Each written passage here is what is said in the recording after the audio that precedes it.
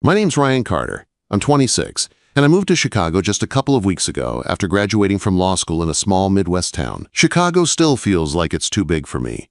Tall buildings scraping the sky, people moving fast like they are chasing something important. Even the air feels louder here. I rented a tiny one-bedroom apartment in Lakeview. Nothing fancy. A view of the lake on good days and a stack of unpacked boxes in the corner every day. It's cheap enough for a newbie like me, but it feels empty at night. Tomorrow is my first day at Vassar, Monroe and Associates, one of the top law firms in the city. I fought hard for that job, and now that it's here, I can feel the nerves crawling up my spine. What if I can't keep up? What if I mess up and get sent packing back home? What if I am not cut out for a place like this? To shake the anxiety, I took a late-night walk along the Chicago River. The air was crisp, the kind that bites at your cheeks. City lights reflected off the water, like shattered glass. It was close to midnight, and the streets were quieter than during the day, but still alive with distant traffic and muffled laughter from bars. I zipped up my hoodie and shoved my hands in my pockets, trying to breathe. Law school had been hard. Endless nights studying, scraping by, no real social life.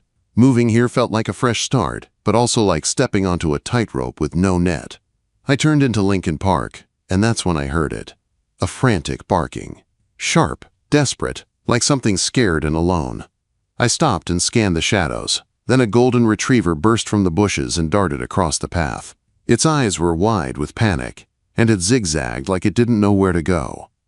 A car horn blared as it ran toward the street, and tires screeched. Without thinking, I sprinted. "Hey, buddy, come here," I called, my voice echoing in the empty park.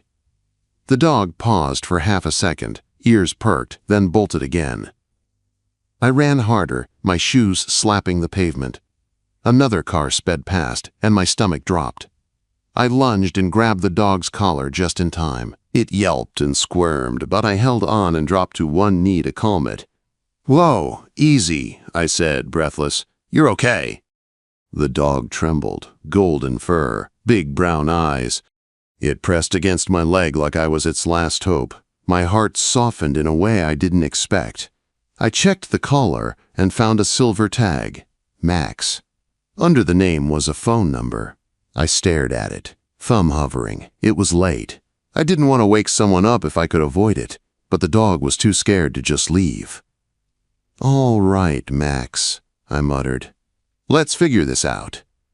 I looked around and spotted a poster on a nearby lamppost. "Lost dog, Max, golden retriever, reward if found. Contact 1147 Willow Drive." The photo matched perfectly. Willow Drive wasn't far, and I knew enough about Chicago already to recognize what that address meant. A ritzy street along the river with big houses and manicured lawns. Places that looked like they belonged to people who never worried about rent. Max tugged forward like he recognized the direction. I looped my belt through his collar as a makeshift leash and started walking. The neighborhood changed as we moved from the casual vibe of Lakeview into quiet streets lined with iron gates and brick facades. Streetlights cast long shadows over wide driveways. The houses looked like something out of a magazine, the kind of money I wasn't used to being near. Number 1147 Saturday at the end of the block. A sprawling two-story with a white fence, flower beds that looked carefully planned, and warm lights glowing from the windows. Max started wagging his tail as we reached the gate. I hesitated for a second, feeling out of place in my faded jeans and sneakers. Then I took a breath and pressed the doorbell. The door opened, and I forgot how to breathe. A woman stood there, mid-30s, brown hair tied back in a loose ponytail, wearing a cream-colored suit that looked a little rumpled, like she'd just come from a long day. Her eyes, blue-green and sharp, widened the moment she saw the dog. "Max!" she breathed. She dropped to her knees right there on the doorstep, arms wrapping around him. Max practically melted into her, licking her cheek, tail wagging like crazy. "Oh my God," she whispered into his fur. "You're back. You scared me so much, buddy. Don't ever do that again." Watching her like that hit me harder than I expected. This woman, who looked strong and put together, was suddenly so vulnerable. It made my chest tighten. Then she looked up at me, wiping her eyes quickly, and a grateful smile broke through. "Thank you," she said, voice shaking just a little. "Thank you so much. You have no idea. He's everything to me." I shrugged, trying to act casual even though my heart was still racing from the chase. "No problem. I found him in the park. He almost got hit by a car." Her face changed, worry flashing. She hugged Max again, then stood and smoothed her suit like she was trying to pull herself together. "Please," she said, stepping aside. "Come in. Let me at least get you something warm. It's freezing out there." I followed her inside, and the house made my apartment feel like a shoebox. High ceilings, hardwood floors, plush couches in a living room that looked like it belonged in a movie. Bookshelves lined with legal books, the kind of space that smelled like money and quiet confidence. She poured me a mug of hot tea and insisted I sit. Max curled up at my feet like he had decided I was safe. "I'm Amanda Vasseur," she said, handing me the mug. "I got home from work and the back gate was open. Must have been the wind." I panicked when he wasn't there. Amanda Vasseur. The name meant nothing to me yet. Not then. Not in that warm house with Max snoring softly beside my shoe. We chatted for a few minutes. She told me she lived alone with Max, that he'd been her companion through tough times. I told her I was new in town and starting a new job tomorrow. She looked at me with a curious tilt of her head, like she was filing me away in her mind. When I finally stood to leave, she walked me to the door, Max following like he wanted to come with me. Amanda reached into a drawer and pulled out a business card. She pressed it into my hand with a firm look that didn't match how shaken she'd been minutes ago. "I owe you big time, Ryan," she said. "Call if you ever need anything." Then her smile shifted, softer, a little teasing. "And tell me," she added, eyes flicking down to my mouth for one quick second before returning to my eyes, "what reward do you want? A kiss, maybe?" My breath caught, because I had been worried about my first day at a top law firm. But suddenly, all I could think about was the way my life had just cracked open in the middle of the night, right there on a stranger's doorstep, with her dog curled at my feet and her eyes daring me to answer.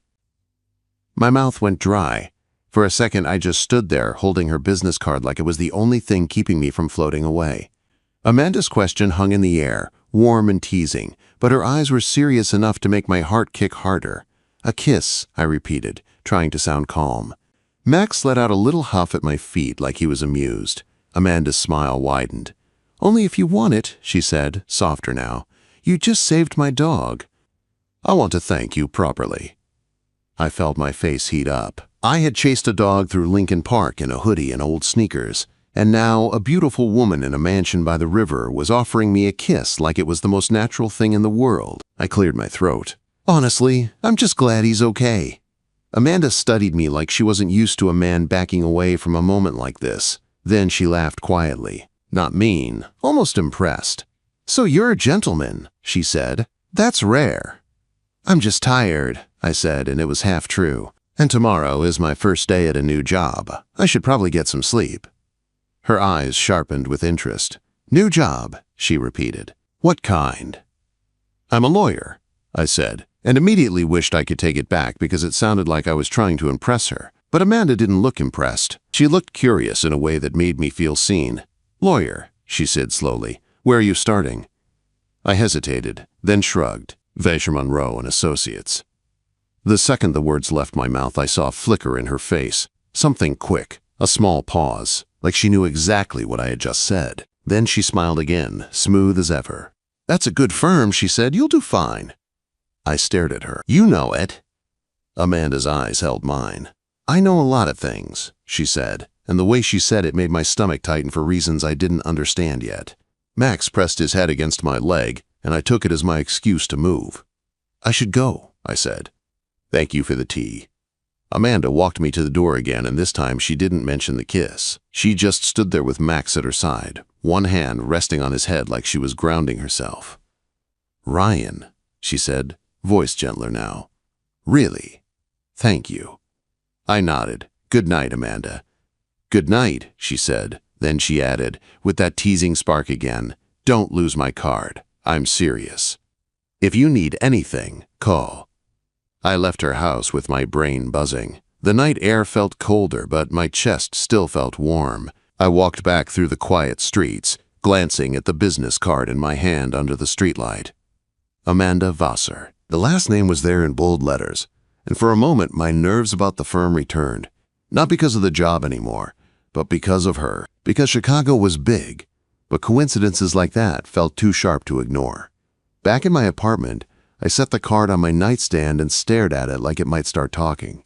I told myself it was nothing, a random connection, a grateful stranger, a flirt that didn't mean anything, but I barely slept. When my alarm went off at 6, it felt like I had just closed my eyes. I showered fast, put on my best suit, and tried to look like I belonged in a city that still didn't feel like mine.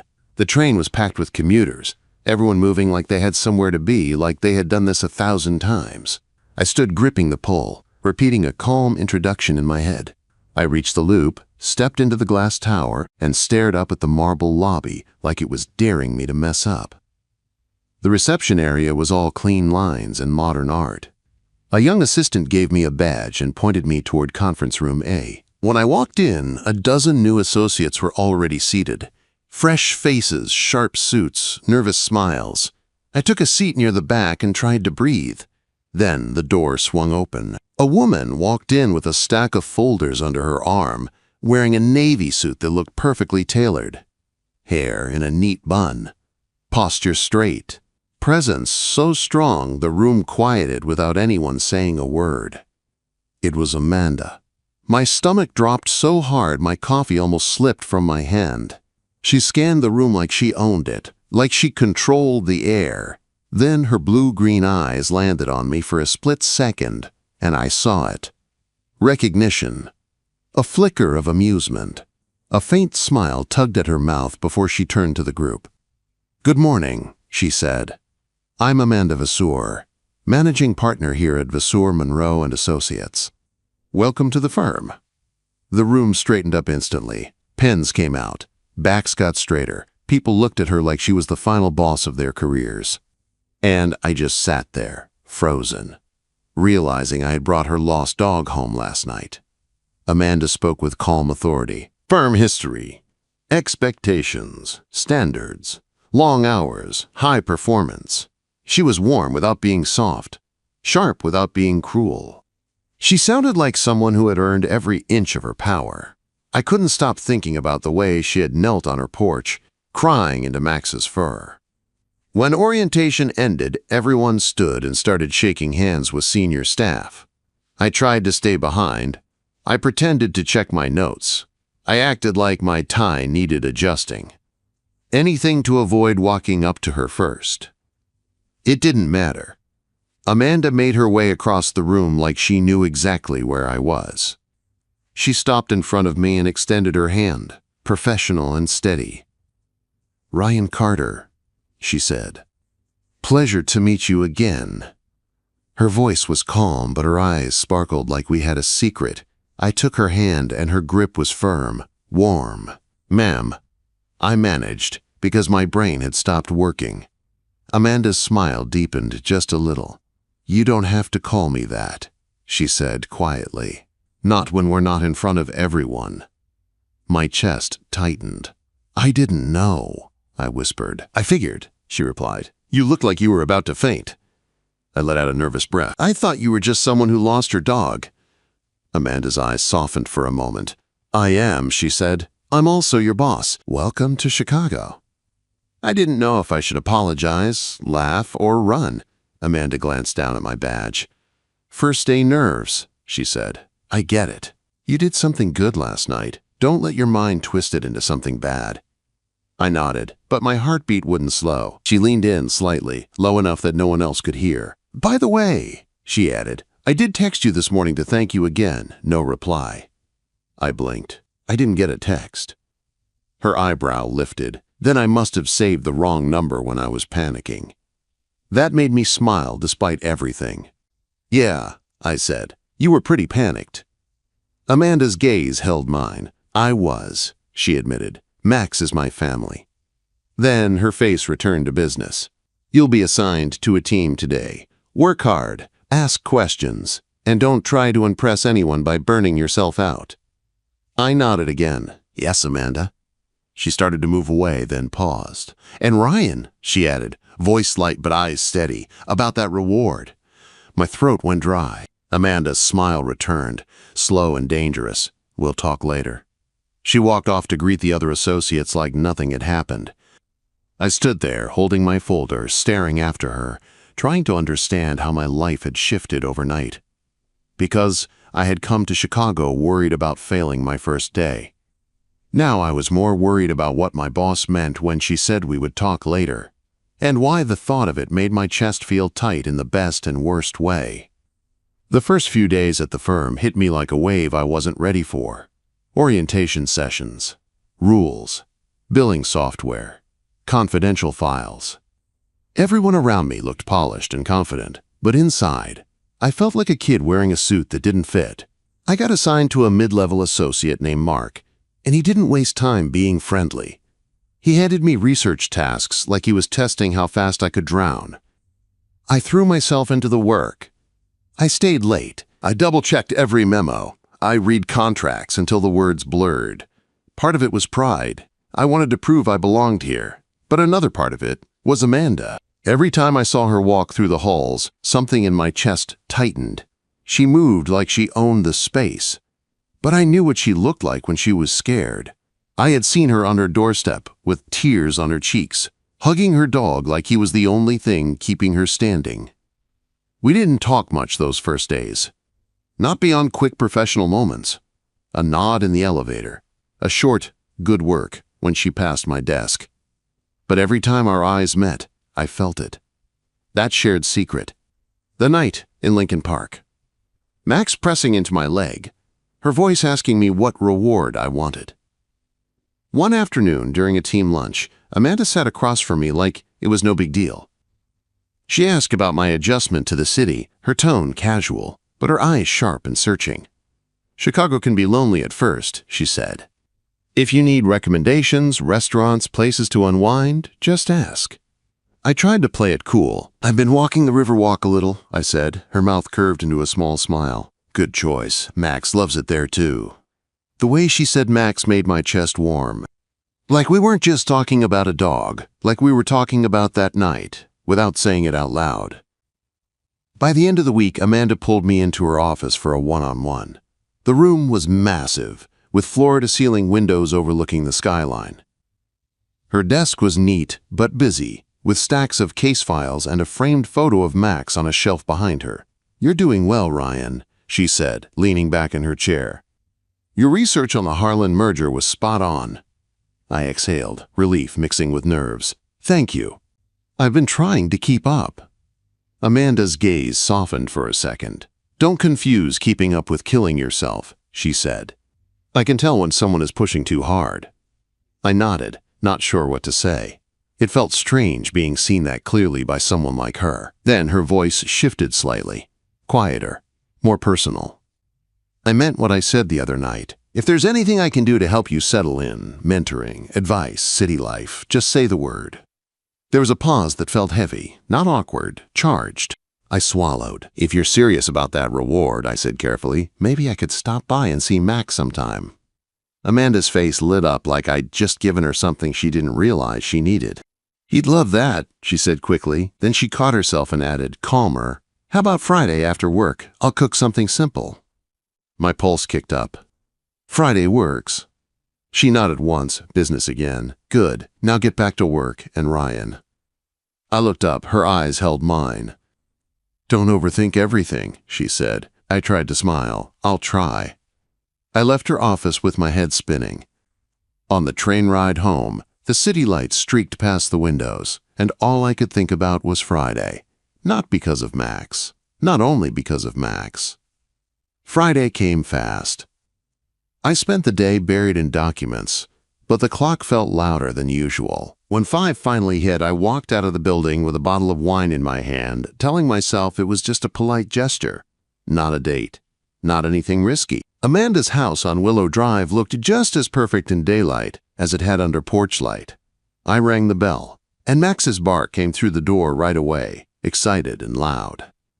Amanda opened the door in jeans and a soft sweater, hair down around her shoulders. She looked younger like this, less like the managing partner and more like the woman who had hugged her dog and thanked me like I'd saved her whole world. "Right on time," she said, smiling. "Max has been pacing by the door." Max bounded out and pushed his head into my hand like we were old friends. I knelt, rubbing his ears. "Hey, buddy," I said. "Missed you too." Amanda watched us with a look that made my throat tighten. She stepped aside and let me in. The house smelled like garlic and herbs. She had pasta simmering, simple and warm, and for a second it felt like I wasn't a stressed new associate in a huge city. It felt like I had stepped into someone's real life. We sat at the kitchen island. Wine poured, plates filled, Max curled up at our feet like he was guarding the moment. Amanda asked about my first week, and I told her the basics. Mark. The workload. How fast everything moved. "You're picking this up faster than most," she said. "But don't burn out. I recognize that drive." I looked down at my glass. Coming from a small town, I feel like I have to prove I'm not out of my depth. Amanda's eyes softened. "I started the same way," she said. "Scrappy. Always working twice as hard. It's a habit that can save you or break you." As the evening went on, the conversation drifted away from work. Amanda started telling me about her path, scholarships, long nights, building her career one step at a time. There was pride in her voice, but also something tired underneath. "I sacrificed a lot," she admitted, staring into her wine. "Friends. Relationships." She paused, then added quietly, "My marriage fell apart because I was always at the office chasing the next win. He left for someone who had time for him." There was no anger in her voice, just quiet truth. "Now it's just me and Max," she said. "He's the one constant that doesn't judge." Something twisted in my chest. "That sounds lonely," I said. She met my eyes. "It is," she said. "But I got used to it." Then she asked, "What about you, Ryan? You don't talk much about your past." I hesitated, but something about her honesty made it hard to hide behind polite answers. "My parents died in a car accident when I was in high school," I said. "No siblings, no close family. I worked odd jobs through college and law school. I've been doing everything on my own for a long time." Amanda's face changed. The sharpness softened into something gentler. She reached across the island, and her hand brushed mine. "That's a heavy load," she said quietly. "You're stronger than you give yourself credit for." Max nudged my leg like he was breaking the moment on purpose, and we both laughed, but the warmth stayed. When I left that night, Amanda hugged me lightly at the door. It wasn't long, but it wasn't nothing. "Thanks for coming," she said. It was nice not eating alone. I walked back to my apartment with the city air cold on my face and her touch still on my skin. After that, it became routine. Amanda would text midweek, "Max misses his hero." Then, dinner Friday. Sometimes I brought takeout, sometimes groceries. We cooked together, we talked. She laughed more around me than she did at the office. I started noticing small things, how she kept my forgotten hoodie in her hall closet, how Max always curled up next to me on the couch, how Amanda's gaze lingered when I left, like she wanted to say something but didn't. Work got heavier too. Amanda put me on a major case, and we spent late hours in conference rooms going through documents. When the building emptied out and the city lights glowed outside the windows, she'd drop the boss mask for a moment. She'd ask how I was holding up. She'd share a quiet joke. Our shoulders brushed when we leaned over the same page, and the contact felt louder than it should have. One evening, after a rough strategy session, I found Amanda alone in her office, head in her hands. She looked up, eyes tired. "Rough day," she murmured. I didn't pry. I just sat across from her and said, "You don't have to talk, but I'm here." Amanda reached across the desk and took my hand. "You make me feel safe," she said quietly. "Like I don't have to be perfect." My chest tightened. I squeezed her hand back, and I realized we weren't just crossing lines anymore. We were walking straight toward something neither of us could pretend wasn't real. Then my phone buzzed later that night as I rode the train home. A message from Amanda. Friday. Come over. Wine. No work talk. I stared at the screen, my heart pounding, because I knew what that meant. It wasn't just dinner anymore. It was the moment we either pulled back or finally stopped pretending. That Friday, I stopped at a little shop on my way to Willow Drive and bought a small bouquet of daisies. Nothing fancy, just something simple that felt honest. I told myself it was a thank you for Max, a thank you for the dinners, a thank you for making Chicago feel less cold, but my heart knew I was bringing them because I wanted to see her smile. When I rang the bell, Max barked like he had been waiting by the door all day. The door opened, and Amanda stood there in a soft sweater and jeans, hair down around her shoulders. She looked relaxed in a way I never saw at the firm. "You didn't have to," she said when she saw the flowers, but her eyes lit up anyway. "I wanted to," I said, and that was the truth. Max pushed past her and ran to me, tail going crazy. I knelt and rubbed his ears, and Amanda watched us with a look that made my chest tighten. Inside, the house felt warm. The fireplace was on, and there was wine on the counter with cheese and crackers already set out. The night felt like it was meant to be quiet and honest, not loud and rushed. We sat at the kitchen island at first, sipping wine, talking about nothing. Favorite books. The best spots along the river. How weird it was that I could already tell which elevator in the building was the slow one. Amanda laughed more than usual. The sound made the room feel softer. Then the conversation slowed, and the silence started to feel heavy in a new way. Amanda swirled her wine and stared at the glass like she was building courage. "I've been thinking about what you said," she said. I set my glass down. "What did I say?" She looked up, blue-green eyes steady. "About loneliness. About doing everything alone." I felt my throat tighten. I meant it. Amanda nodded slowly. "I have spent years telling myself I do not need anyone," she said. "That my work is enough. That if I keep winning, everything else will stop hurting." She paused, and for a moment she looked like the woman on the porch again, the one who had been scared and grateful and honest. "But then you showed up with Max on a leash," she said softly, "and you looked at me like I was just a person." I swallowed. "You are just a person." Amanda's mouth curved into a small, tired smile. "Tell that to the partners." Quote, the words landed hard. "Are they giving you trouble?" I asked. "Not yet," she said, "but they always watch. They always look for weakness." And the truth is, Ryan, what we are doing could complicate everything. My heart pounded. "So what are you saying?" Amanda stood up and walked to the window, looking out at the dark street. Max padded after her and sat by her feet like he knew something important was happening. "I'm saying I want this," she said, voice quiet. "I want you here. I want your stupid jokes and your calm presence and the way you make this house feel less empty." She turned to face me, and her eyes held mine.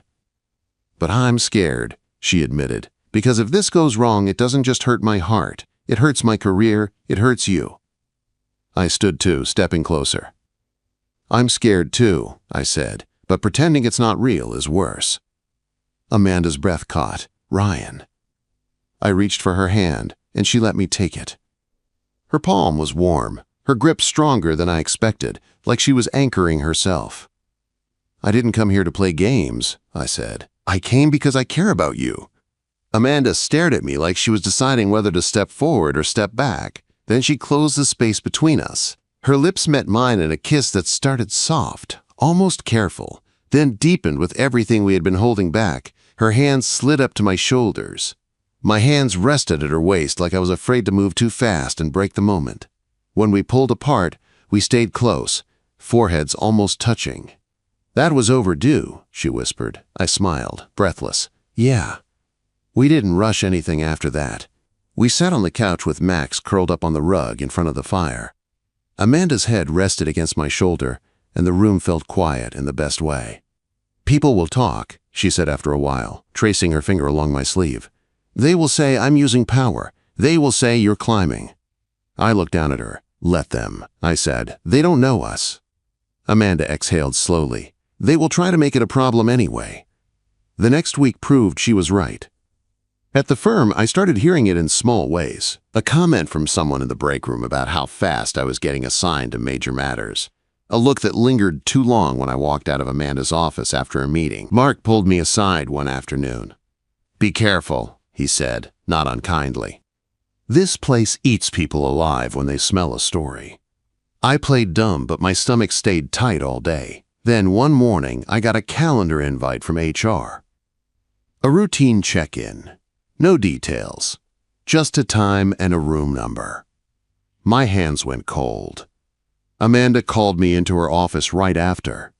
She looked calm, but her jaw was tight. "They got an anonymous complaint," she said quietly. "Favoritism, conflict of interest, you and me." I stared at her. "What do we do?" Amanda stood up and walked around her desk, stopping in front of me. "We stay clean," she said. "We stay sharp. We give them nothing but results." "And us?" I asked, voice low. "What happens to us?" Amanda's eyes softened. "We don't disappear," she said. "We just get smarter." For weeks, we moved like we were balancing on a thin line. At work, no private jokes, no lingering looks, no late-night meetings alone unless someone else was nearby. Outside work, we held on tighter, walks by the river with Max, quiet dinners at her place, nights where she rested her head on my chest like she could finally breathe. The pressure peaked during the antitrust case she assigned me to. The deadline was brutal. The team was stretched thin. We worked late, but we kept it professional. One night, the building was nearly empty, and Amanda was in the conference room with a stack of papers, shoulders tense, eyes tired. I brought her coffee without saying a word and set it down beside her. She looked up at me like she was about to break. "This could cost me everything if we lose," she said. I sat across from her and kept my voice steady. "We won't lose," I said. "You're brilliant, and I'm not going anywhere."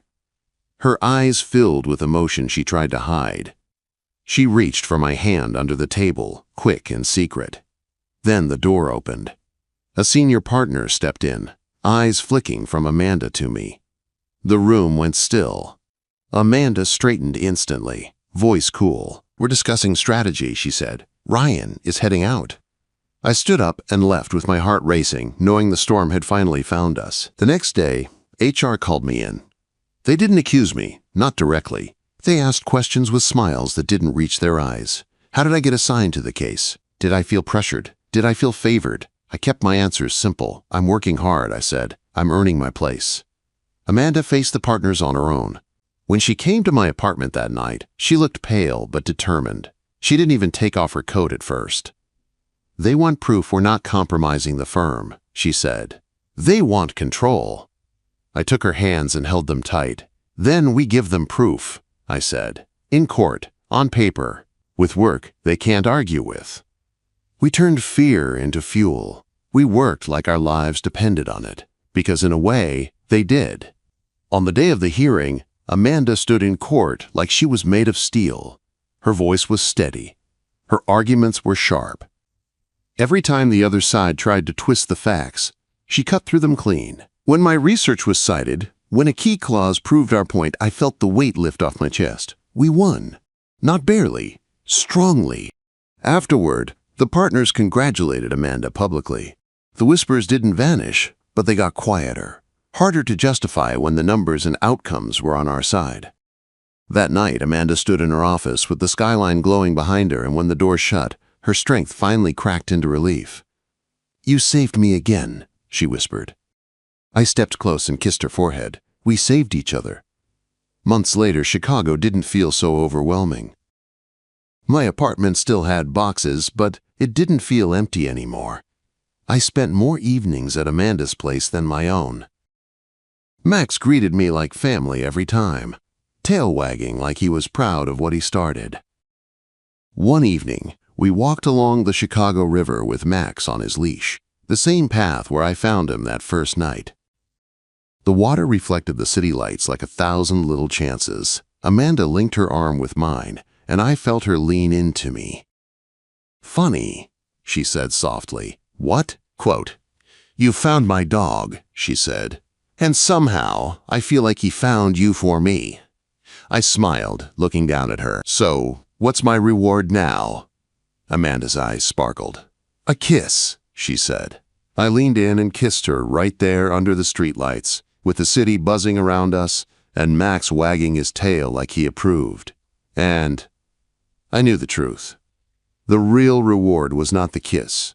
It was the way her hand stayed in mine, steady and sure, like we were done running from what we felt.